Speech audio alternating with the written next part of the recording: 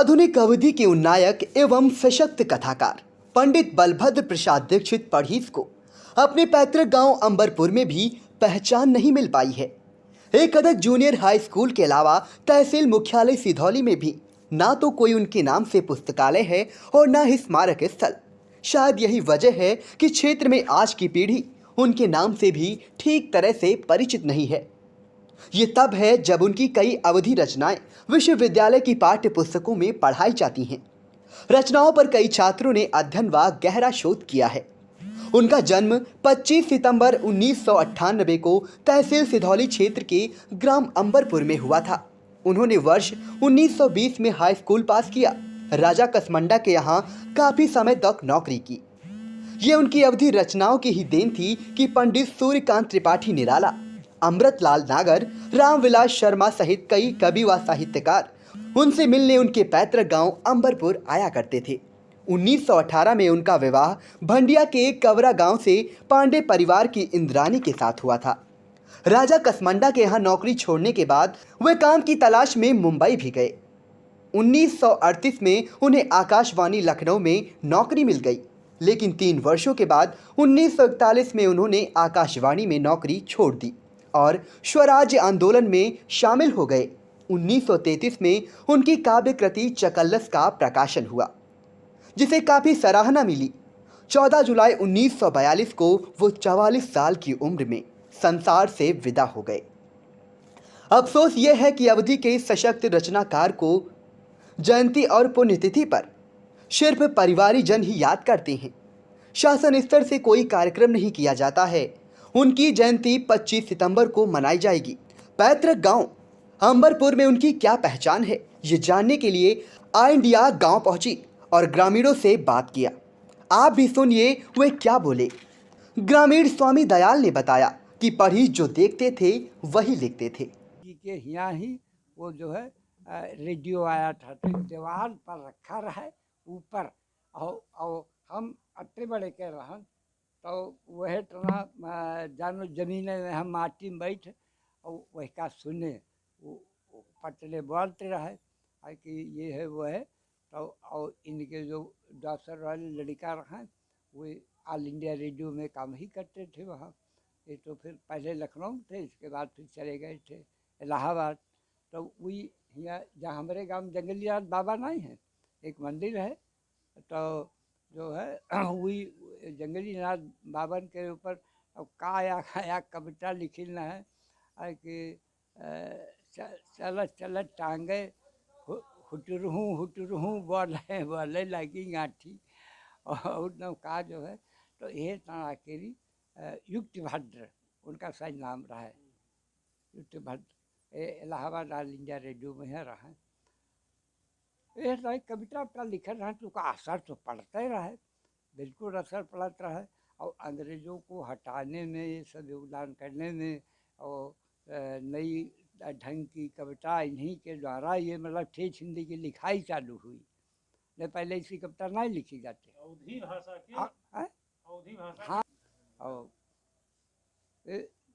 एक बार यहाँ पर इन्हीं के कलने के यहाँ यही कमरा में बैठक भय रहा है, वही माँ लौकता। तो याक हमारे मामा लगा था सिधौली में, हाँ वही तिवारी रहा डॉक्टर।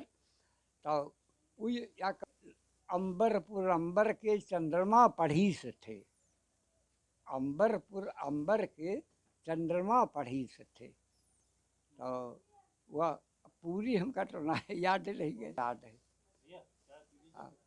ग्रामीण राकेश कुमार शुक्ला ने बताया कि उन्होंने अवधि को बढ़ावा दिया। हाँ, बात आपकी सही है। बलभद्र प्रसाद दीक्षित जी हमारे गांव के बहुत ही विद्वान व्यक्ति थे। पंडित सूर्यकांत त्रिपाठी निराला जी उनके दोस्त थे, वो हमारे गांव भी आया करते थे।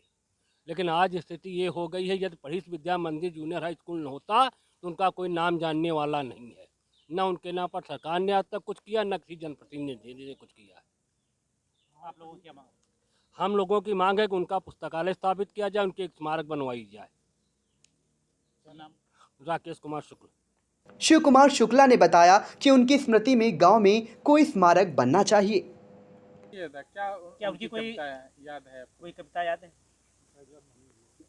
ये हो भैया, देखो हम आपसे बता रहे हैं बौछार या कुछ मतलब कोई तरह में हम पढ़े नहीं तो या कैसी, या हमका सिर्फ याद है या कहते नाम कैसे है, या है वह बचते कि लड़कौनू में पास किहन पुतहु गावे रुक करहाते, उनका करिया अक्षरो भैंसी कहे आछी छाल्या दरिया खो तो, और लड़कऊ चले स्नान करे उन साबुन का उन सोप कहा, बहुरे वासो पुई लई दौरी यतने मामती गा भगमच्छर।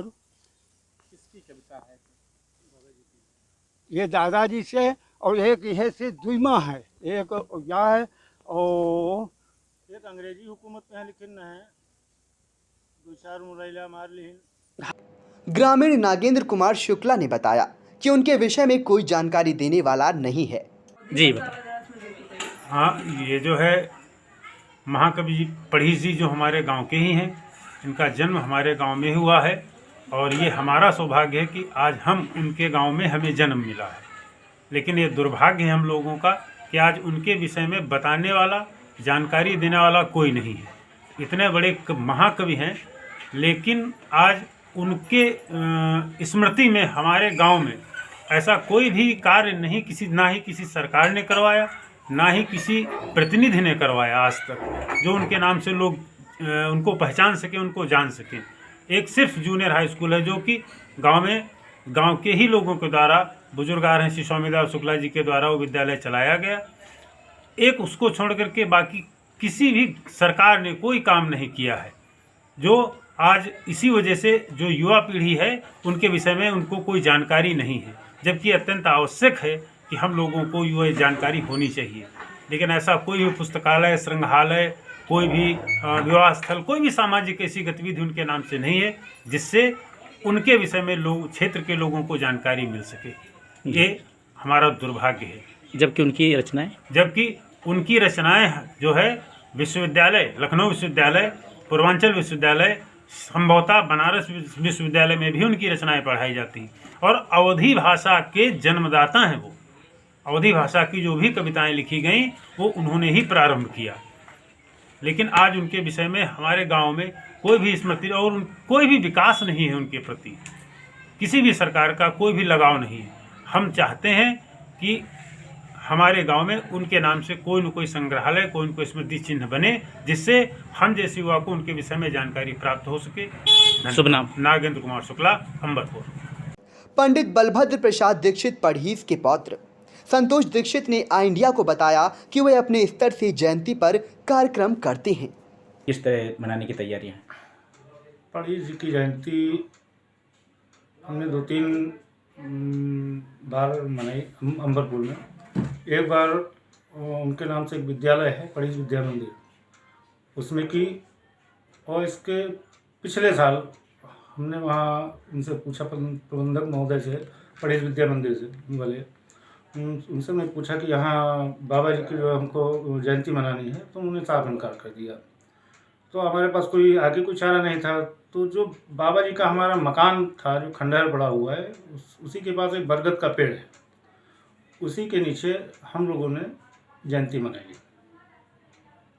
और ना कोई प्रतिनिधि, ना कोई सरकारी सहयोग, ये हम लोग अपने परिवार सुधा अपना जो है जयंती मना लेते हैं बाबा की। ये तो दुर्भाग्य की बात है। क्या अपेक्षा करते हैं वर्तमान सरकार से और जनप्रतिनिधियों से? वर्तमान सरकार से अपेक्षा क्या करना, आजकल ना किसी नेता से कहने वाला है, ना किसी पूंजीपति से भी नहीं करने वाला है। लेकिन अपेक्षाएं सबकी पूरी कहाँ होती हैं। ठीक है, तो हम तो ये चाहते हैं बाबा के नाम पे एक वहाँ स्मारक में बन जाए, एक विद्यालय हो, और वहाँ पे लाइब्रेरी वगैरह कुछ ऐसी चीज़ बन जाए जहाँ पे लोग आए, वहाँ लोग पूछे कि हाँ ये लोग जाने बाबा बलभद्र दीक्षित पढ़ीस को। वो तो गुमनाम हो चुके हैं, कोई वहाँ पे अब किसी से भी पूछो, कोई नहीं जानता बलभद्र दीक्षित पढ़ीस को। शुभ नाम? मेरा नाम संतोष दीक्षित।